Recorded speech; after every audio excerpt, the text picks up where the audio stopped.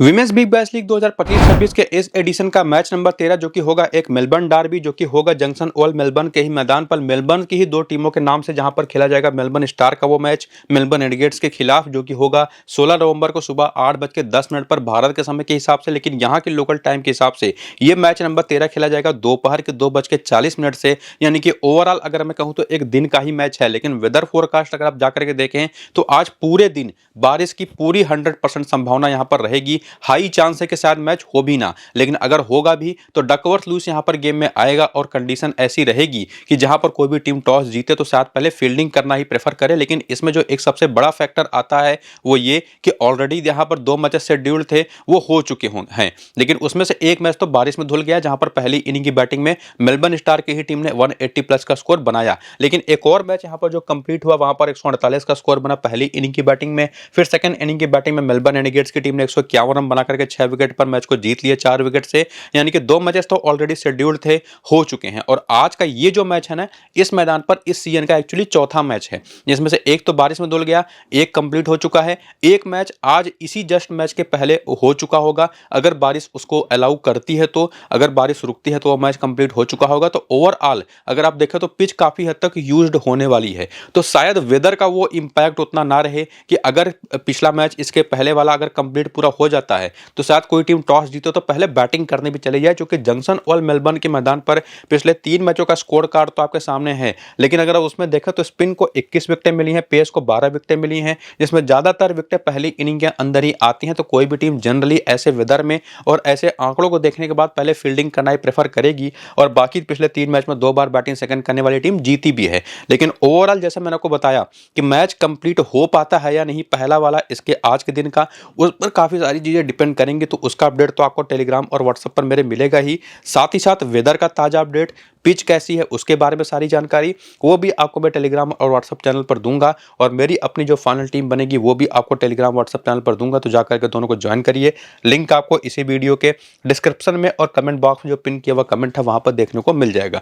इसके बाद आगे बढ़ते हुए दोनों टीमों का प्लेइंग इलेवन बैटिंग ऑर्डर, इसमें सबसे पहले मेलबर्न स्टार की टीम की बात करें तो इनकी तरफ से मैग लैंडिंग और रीस मैकेना ओपन करती हैं। एमी जोन्स नंबर 3 पर जो विकेट कीपिंग भी करेंगी। इसके बाद सदरलैंड है, मारियान काप है, डैनी गिब्सन है, सासा मोलोनी जो पार्ट टाइम बॉलर है बेसिकली। इसके बाद आते हैं जॉर्जिया प्रेस्टविच जो कि पार्ट टाइम भी यूज की नहीं जा रही है एज ए बॉलर, खेलती है एज ए बॉलर ही है लेकिन यूज नहीं की जा रही। बाकी किम गार्थ हैं, सोफी डे है, मैजिक गिब्सन इनके लेग स्पिन बॉलर। और बाकी बेंच पर ये 3 नाम हैं। और बॉलर्स की इंपॉर्टेंस को देखने के लिए अगर आप देखें, हालांकि इस जो मेलबर्न स्टार की टीम है ना, इनका पहला मैच बारिश में धुल गया, दूसरा मैच भी काफी हद तक बारिश से प्रभावित था जिसको इन्होंने डकवर्थ लुईस के हिसाब से जीता 16 रन से पर्थ स्कॉर्चर्स के खिलाफ। हालांकि वो मैच भी ना 7-8 ओवर ही बॉलिंग करने को मिला इनको, जिसमें मारियान काप ने 2 ओवर करे, किम गार्थ ने दूसरा और 9वां पहला तीसरा ओवर किया यहाँ पर मारियान काप ने, सदरलैंड ने चौथा और 8वां ओवर किया। यानी कि ये जो इनकी तीनों पेसर्स हैं आपको पावर प्ले में कम से कम 1-1 ओवर करते दिखाई पड़ेंगी और कोई 1-2 ओवर भी कर देगा, जिसमें किम गार्थ की संभावनाएं ज्यादा होती हैं। बाकी मैजिक गिब्सन ने 1 ओवर किया, 1 ओवर रीस मैकेना ने किया, सोफी डे ने 1 ओवर किया। रीस मैकेना कभी कभार ही बॉलिंग करती हैं, जनरली आपको Sophie day, magic Gibson, Sutherland, Kim Garth और मारियान काप ये 5 मेन बॉलिंग ऑप्शन के तौर पर दिखाई पड़ेंगे, जिसमें से बाकी तीनों पेसर्स और सोफी डे यानी कि ये चारों पावर प्ले के साथ साथ डेथ में भी आपको कंबाइंड बॉलिंग करते दिखाई पड़ेंगी। तो सबसे 4 इंपॉर्टेंट मोस्ट बॉलर ये रहेंगी। बाकी करियर के आंकड़े अगर आप देखना चाहें, एक्सपीरियंस जानने के लिए मेलबर्न स्टार की हर एक प्लेयर का कि कितने मैचेस खेले, कितने रन बनाए, कितना बैटिंग एवरेज रहा, या कितने मैचेस खेल करके कितनी विकेटें चटकाई, और उसमें भी पहली इनिंग में कितनी गेंदें लगी हैं, सेकंड इनिंग में कितनी गेंदें लगी हैं अभी तक ओवरऑल करियर में, स्ट्राइक रेट जानने के लिए वो सारा डेटा भी और बैटिंग एवरेज भी इनिंग के बेसिस पर आप देख सकते हैं। पूरा एक्सपीरियंस आपके सामने हर एक प्लेयर का है। हालांकि एक्सपीरियंस तो आपके लिए जरूर मैटर करेगा, लेकिन ये जो इनिंग की बेसिस पर एनालिसिस है ना, वो इस तरीके के वेदर में उतना मैटर करता है नहीं। तो अगर आप देखना चाहें तो जरूर देख सकते हैं, लेकिन फिर भी डेटा आपके सामने मैंने रख दिया है। बाकी रीसेंट फॉर्म देखने जाएं तो जैसा मैंने आपको बताया कि इनका पहला मैच तो बारिश में धुल गया था, फिर भी उसमें थोड़ा बहुत गेम तो हुआ, जिसमें मैग लैंडिंग ने शानदार 60 रन की पारी खेली। उसके बाद दूसरा जो कंप्लीट मैच हुआ उसमें भी मैग लैंडिंग ने जबरदस्त 90 नाबाद की पारी खेली। बाकी रीस मैकेना अभी तक देखे तो स्टार्ट अच्छा ले रही है, लेकिन बड़ी पारी में कन्वर्ट नहीं कर पा रही। एमी जोन्स ने 313 रन की 2 पारी खेली और अच्छे फॉर्म में दिखाई पड़ी हैं, खास करके पिछले मैच में। और उसके बाद सदरलैंड तो निश्चित तौर पर एक वन ऑफ द सेफेस्ट कप्तान है, बस कप्तान की इस टीम के ऑप्शन है, जिसमें पिछले मैच में उन्होंने सेंचुरी भी लगाई, हाफ सेंचुरी लगाई पहले मैच में। बॉलिंग का मौका मिला नहीं बारिश की वजह से। दूसरे मैच में 17 रन बनाए, 1 विकेट भी लिया। और साथ ही साथ मारियन काप, जिनका खाता तो नहीं खुला एज ए बैटर, लेकिन एज ए बॉलर 2 विकेटें ली। पावर प्ले और डेथ ओवर दोनों जहां पर बॉल करेंगे तो इस वजह से भी इंपॉर्टेंट है। डैनी गिब्सन ने पिछले दोनों मैच में ना 2 बड़ी अच्छी पारियां खेली हैं, 12 नाबाद और 31 रन की, और बहुत अच्छे बॉल बैटिंग टच में दिखाई पड़ी हैं। सासा मोलोनी और जॉर्ज प्रेस्टिज से अभी तक ना तो बैटिंग कराई गई है ना तो बॉलिंग, लेकिन उसी में किम गार्थ, सोफी डे और मेजी गिब्सन, जिसमें से किम गार्थ 2 मैच में 2 विकेटें हैं। सोफी डे को पहले मैच में बॉलिंग मिली नहीं, दूसरे मैच में 3 विकेट एक ही ओवर में लेकर के चली गई थी। और उसके बाद मेजी गिब्सन ने पहले मैच में विकेट लेस गई, दूसरे मैच में 1 विकेट लिया। लेकिन आज के इस मैच में जब जंक्शन ओवल के मैदान पर मैच है ना, इस पिच पर तो निश्चित तौर पर लेग स्पिनर हमेशा इंपॉर्टेंट है। तो पूरा रिसेंट फॉर्म देखने के बाद और प्लेयर्स की क्या यूटिलिटी है उसको समझने के बाद Meg Lanning, Amy Jones, Annabel Sutherland, Marizanne Kapp, ये 4 तो टॉप ऑर्डर से सबसे बेस्ट ऑप्शन है जिनको आप ड्रॉप नहीं कर सकते। इसके बाद बॉलिंग में देखें तो किम गार्थ और सोफी डे 2 सबसे मोस्ट इंपॉर्टेंट प्लेयर इस तरीके के वेदर में और पिच पर हो जाती हैं, तो निश्चित तौर पर ये 6 सबसे बेस्ट ऑप्शन है इस टीम की तरफ से। लेकिन निश्चित तौर पर उसी में मेजी गिब्सन का भी एक नाम आता है जो कि बहुत इंपॉर्टेंट रहेंगे, चूंकि एक तो वेदर ऐसा है वो अलग बात है, लेकिन पिच ऐसी है कि जहां पर स्पिनर्स के लिए हमेशा हेल्प होती, जो कि आपने पिच रिपोर्ट में देखा भी। तो निश्चित तौर पर मेजी गिब्सन को अगर आप चाहें, पहली इनिंग की बॉलिंग है तो वहां पर आप चाहें तो ड्रॉप कर सकते हैं एक बार के लिए। सेकेंड इनिंग की बॉलिंग है तो किम गार्थ की जहां पर आप इनको प्रेफर कर सकते हैं। इवन मैं कहूंगा कि मेग लैनिंग के ऊपर भी प्रेफर कर सकते हैं। ये आप पर डिपेंड करेगा कि आप कितना ज्यादा रिस्क ले सकते हैं। किम गार्थ पर मैं ज्यादा बेहतर कहूंगा कि ऑप्शन होंगे सेकेंड इनिंग की बॉलिंग के लिए। बाकी जो प्लेयर है, चाहे वो डैनी गिब्सन हो, सासा मोलोनी हो, जॉर्ज प्रेस्टिज हो, रीस मैकेना हो, उसमें डैनी गिब्सन एक और नाम आती है मेजी गिब्सन के साथ, जो कि निश्चित तौर पर आप इनको प्रेफर कर सकते हैं। थोड़ा बहुत रिस्क लेकर के कई सारी मल्टीपल टीमें बना है तो उसमें रोटेट करके जा सकते हैं, लेकिन ओवरऑल स्मॉल लीग के लिए कौन सेफेस्ट ऑप्शन होगा वो तो आपको मैंने बता दिया। बाकी कुछ हेल्प आप यहाँ पर हेड टू हेड के आंकड़ों से भी ले सकते हैं कि जब ये मेलबर्न स्टार के प्लेयर खेलते हैं मेलबर्न रेनेगेड्स के खिलाफ, तो उसमें मेग लैनिंग के आंकड़ा देखिए, 15 मैच 500 से ज्यादा रन है, 47 का धमाकेदार एवरेज है। रीस मैकेना उतनी उम्मीद है भी नहीं। एमी जोन्स के आंकड़े भी काफी एवरेज है, हालांकि ज्यादातर ये काफी नीचे बैटिंग करती हैं तो उस हिसाब से भी नंबर आप कह सकते हैं बेहतर है। सदरलैंड और मारियन काप के तो आंकड़े मैं कहूंगा नहीं कि आप देखिए भी, हालांकि देखने लायक आंकड़े हैं, जबरदस्त आंकड़े हैं। दोनों कप्तान है, कप्तान के भी काफी सेफ ऑप्शन है। और बाकी सासा मोलोनी के भी 8 मैच में 14 विकेट हैं, लेकिन बॉलिंग तो कराया नहीं जा रहा है इनसे। डैनी गिब्सन के 2 मैच में 2 विकेट हैं, 27 रन है। जॉर्ज प्रेस्टिज के 4 मैच में 5 विकेट है, लेकिन इसका कोई मतलब बनता नहीं क्योंकि बॉलिंग ही नहीं करी है। किम गार्थ के 12 मैच में 13 विकेट हैं, 9 मैच में 12 विकेट सोफी डे के हैं, और 13 मैच में 14 विकेट यहाँ पर मेजी गिब्सन के, जो दिखाती हैं ये सारी बॉलर्स कि क्या इंपॉर्टेंस इनकी रहेगी इस मैच में भी। और ओवरऑल आकर के वेन्यू पर देखें ना तो यहाँ पर मेजी गिब्सन थोड़ा सा कमजोर पड़ जाती है। 5 मैच केवल 1 विकेट है, लेकिन इसी में एक बड़ी इंपॉर्टेंट बात यह है कि 5 मैच में इनको बॉलिंग पहली इनिंग में ही करने को मिली, और 5 मैच में अगर आप देखें तो केवल 48 गेंदें। तो ये एक ऐसी बॉलर भी इस टीम की है ना कि जो लास्ट में यूज की जाती है, मतलब कि सबसे लीस्ट प्रेफर्ड कोई ऑप्शन है तो वो यही बॉलर है, और इसी वजह से इनको मैं ज्यादा प्रेफर करता नहीं। सेकंड इनिंग की बॉलिंग है तो आप जरूर लेके जाइएगा, पहली इनिंग की बॉलिंग में मैं आपको सजेस्ट नहीं करूंगा। तो किम गार्थ, सोफी डे और उसके बाद मारियन काप, सदरलैंड, एमी जोन्स और मेग लैनिंग ये सबसे बेस्ट ऑप्शन निकल करके ओवरऑल आ जाती हैं। सेकंड इनिंग की बॉलिंग है तो यहाँ पर मेजी गिब्सन को, पहली इनिंग की बैटिंग है तो आप डैनी गिब्सन को भी रोटेट करके टीम में ला सकते हैं। बाकी बैटर्स की वीकनेसेस देखें प्लेयर बैटल में तो मेग लैनिंग डिएंड्रो डॉटिंग को बहुत अच्छा खेली है, 159 रन बना करके केवल 3 बार आउट हुई हैं। इजी वॉन्ग पर इनके आंकड़े खराब हैं, और ओवरऑल देखें तो यहाँ पर चेरिस बेकर जो कि लेफ्ट आर्म स्लो बॉलर है उनके पर 11 रन बना करके 1 बार आउट हुई हैं। बाकी बॉलर्स को काफी बढ़िया खेल गई हैं। बाकी रीस मैकेना, सेरा क्वाटे पर 2 बार 9 गेंद पर 22 रन बना करके, और ओवरऑल स्पिन खराब खेलती हैं, 4 बार आउट हुई हैं, 10 से नीचे का एवरेज है ऑफ स्पिन और लेग स्पिन पर। और उसके बाद आती हैं एमी जोन्स जो कि लेफ्ट आर्म ऑर्थोडॉक्स बॉलिंग उतना अच्छा खेलती नहीं, सोफी मोलोनी ने भी इनको एक बार सस्ते में आउट कर रखा है। बाकी जो इंडिविजुअली बॉलर्स के खिलाफ इनके आंकड़े हैं वो आपके सामने है। बाकी आपने देखा भी पीछे 21 का ही बैटिंग एवरेज है, तो वही रिफ्लेक्शन आपको यहाँ पर भी देखने को मिलेगा। और बाकी जो ऑलराउंडर्स है सदरलैंड और मारियन काप, उनके भी प्लेयर बैटल के आंकड़े तो आप देख लीजिए, हालांकि उसका कुछ खास मतलब बनता नहीं चूंकि इनको तो हमको टीम में रखना ही पड़ेगा।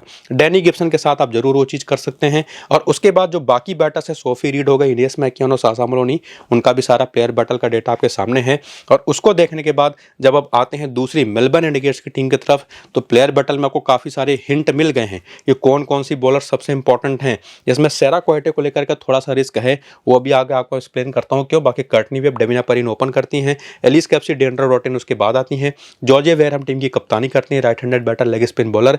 बाकी 2 लोअर ऑर्डर बैटर इसमें निकोल फाल्टम आपको विकेट कीपिंग करते दिखाई पड़ेंगी। बाकी टेस्ट फ्लिंटॉफ है, मिली इलिंगवर्थ हैं, सेरा कोएटे हैं, चेरिस बेकर हैं। लेकिन कौन इंपॉर्टेंट है बॉलर के तौर पर, उसको देखने के लिए पहले आप चाहें तो बेंच भी देख सकते हैं, जिसमें सोफी मेलोनियस को लेकर के अभी भी कुछ भी क्लैरिटी है नहीं।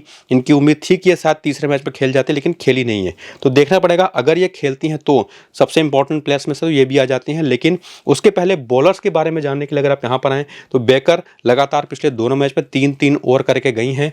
पहले मैच में तो उन्होंने ना 10 ओवर के पहले ही अपने 3 ओवर कर दिए थे, लेकिन पिछले मैच में पहला, तीसरा और 18वां ओवर किया। और साथ ही साथ मिली इलिंगवर्थ भी पिछले दोनों मैच में ठीक ठाक बॉलिंग करते दिखाई पड़े हैं, लेकिन विकेट निकाल नहीं पा रही। बाकी टेस्ट फ्लिंटॉफ चौथा, 12वां, 14वां और 17वां ओवर पिछले मैच में किया। ये सबसे इंपॉर्टेंट बॉलर है इस टीम के। जॉर्जिया वेयरहैम को लेकर के कोई डाउट बनता भी नहीं, कप्तान भी है तो बॉलिंग पूरे 4 ओवर करेंगे, 5वां, 8वां, 11वां, 13वां ओवर पिछले मैच में किया। बाकी एलिस कैप्सी, डेंड्रा डॉटिन और सेरा कोएटे के नंबर देखें तो सेरा कोएटे वैसे तो बहुत अच्छी right arm medium pace bowler है, लेकिन इनको बॉलिंग में उतना यूज किया नहीं जाता, जो कि इस टीम के पास ऑलरेडी काफी ऑप्शंस हैं।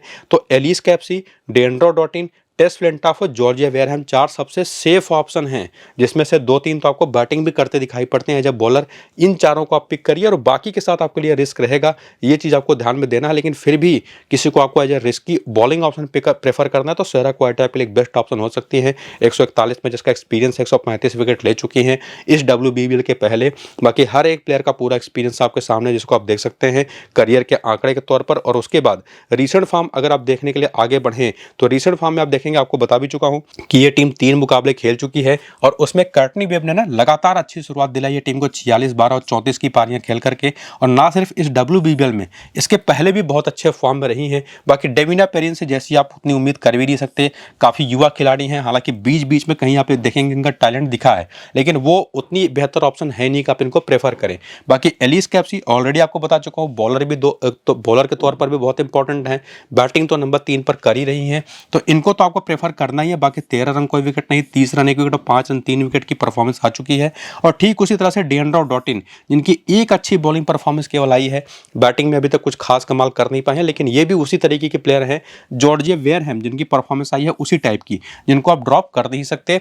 बाकी नियोमी स्टेलेनबर्ग, निकोल फाल्टम उस कैटेगरी में आती ही नहीं कि आप इनको स्मॉल लीग में या सेफर टीम में लेकर जाएं। बाकी निकोल फाल्टम के बाद यहाँ पर आती हैं टेस्ट फ्लिंटॉफ, जो बैटिंग भी एक्चुअली बहुत अच्छा करती हैं, यहाँ पर एज ए प्योर बॉलर खेल रही हैं। अभी तक देखें तो 6 विकेट 3 मैच में ले चुकी हैं। और बाकी सारी जो बॉलर है ना, बेकर निश्चित तौर पर 2-3 ओवर कर रही है, लेकिन विकेट निकाल नहीं पा रही। लेकिन वहीं पर सेरा कोएटे को उतनी बॉलिंग मिल नहीं रही, तो ये 2 ट्रम्प बॉलिंग ऑप्शन हैं। इवन यहाँ पर मैं मिली इलिंगवर्थ को भी कहूंगा, जो ज्यादा सेफ है अगर आप किसी को रिस्क लेके जाना ही चाहते हैं इन तीनों में से, तो मिली इलिंगवर्थ आपको 2 से 3 ओवर पक्के तौर पर करके देंगी। और पावर प्ले में करती हैं तो इस तरीके के वेदर में एक अच्छी सेफेस्ट ऑप्शन है। तो इन तीनों में सबसे बेस्ट ऑप्शन कोई है तो वो निश्चित तौर पर मिली इलिंगवर्थ होंगी। बाकी उसके बाद आप सेरा कोएटे और चेरिस बेकर को अपने हिसाब से रिस्क लेकर के पिक कर सकते हैं। लेकिन उसके अलावा जो चाहे जॉर्जिया वेयरहैम हो गए, डेंड्रा डॉटिन हो गए, एलिस कैप्सी हो गई, ये तीनों तो बेस्ट ऑप्शन है। और निश्चित तौर पर कर्टनी वेब भी, जो कि बहुत अच्छे यहाँ पर बैटिंग फॉर्म में है। लेकिन इन तीनों में से कोई एक बॉलर, आपको टेस्ट फ्लिंटॉफ भी उसी कैटेगरी में आएंगी, जिनको अपनी टीम में आपको लेना ही पड़ेगा। तो इन चारों के अलावा या तो आप कर्टनी वेब को प्रायोरिटी दीजिए, या तो किसी एक बॉलर को। किसको देना है ये आपको डिपेंड करेगा, लेकिन उसी को थोड़ा सा समझने के लिए कि किसको हम प्रेफरेंस दें, थोड़ा सा हेल्प अगर आप डेटा का लेंगे ना, तो सेरा कोएटे आंकड़े आपको हमेशा बेहतर दिखाई पड़ेंगे। 18 मैच 22 विकेट हैं। बाकी चेरिस बेकर के 2 मैच में 2 विकेट हैं और बिली इलिंगवर्थ के 2 मैच में 1 विकेट है। तो निश्चित तौर पर सेरा कोएटे बहुत अच्छी ऑप्शन दिखाई पड़ती हैं, लेकिन कुछ भी भरोसा नहीं कि कितना बॉलिंग करेंगी, ये भी चीज जान करके चलिए। बाकी कर्टनी वेब के भी आंकड़े बहुत अच्छे हैं। बाकी जो खिलाड़ी, उनकी इंपॉर्टेंस ऑलरेडी आपको मैं बता चुका हूँ, डेटा देखने की जरूरत है नहीं, फिर भी चाहे तो आप देख सकते हैं, जिसमें से टेस्ट फ्लिंटॉफ इस टीम के खिलाफ खेली नहीं, मेलबर्न स्टार के खिलाफ। और उसके बाद वेन्यू के आंकड़े देखेंगे तो इस मैदान पर 5 में से 3 विकेट मिली इलिंगवर्थ के, सेरा कोएटे के 12 मैच में 11 विकेट हैं और बाकी 2 मैच में 1 विकेट है चेरिस बेकर के। तो निश्चित तौर पर आपको कोई खास क्लैरिटी डेटा से तो नहीं मिलेगा, तो सबसे सेफर ऑप्शन होगा कि आप कर्टनी वेब के साथ ही जाइए। और बाकी 4 प्लेयर के ऑप्शंस आपको मैं ऑलरेडी बता चुका हूं, डेटा आपके सामने, आप उसकी भी हेल्प ले सकते हैं। लेकिन वहीं पर अगर सोफी मेलोनी उस टीम में खेल रही हैं तो निश्चित तौर पर इन तीनों में से कोई बॉलर ड्रॉप होगी, तो वहां पर निश्चित तौर पर आपको कोई डाउट करने की जरूरत है नहीं, सीधा सोफी मेलोनी को लेकर के जाइए, कर्टनी वेब को भी ड्रॉप करके। तो ओवरऑल बाकी प्लेयर बैटल का भी डेटा आपके सामने है। कर्टनी वेब सदरलैंड पर, साशा मोलोनी पर, सोफी डे पर और मैजी गिब्सन पर, सभी पर देखेंगे तो सस्ते में विकेटें देती रही हैं। इवन किम गार्थ ने एक बार डेविना पेरिन को भी सस्ते में आउट कर रखा है। इसके बाद एलिस कैप्सी, इनके भी आंकड़े एज अ बैटर अगर आप देखें ना तो बहुत अच्छे किसी बॉलर के खिलाफ दिखाई पड़ेंगे नहीं। बाकी लेग स्पिन भी खराब ही खेलती है। इसके बाद जॉर्जिया वेरहम, डेंड्रो डॉटिन और साथ ही साथ निकोल फाल्टम के आंकड़े भी आपके सामने। ओवरऑल लेग स्पिन बॉलिंग एक ऐसी बॉलिंग ऑप्शन है जो स्टिंग के खिलाफ काफी काम आती है। बाकी इंडिविजुअल बॉलर्स तो वही है जो आपको मैं पीछे समझा भी चुका हूं। और ओवरऑल यहां तक आते आते बाकी खिलाड़ियों के भी प्लेयर बैटल देखने के बाद एक बात तो क्लियर होती है कि मेलबर्न स्टार की टीम वो ज्यादा बेहतर दिखाई पड़ रही है आज के इस मैच के लिए।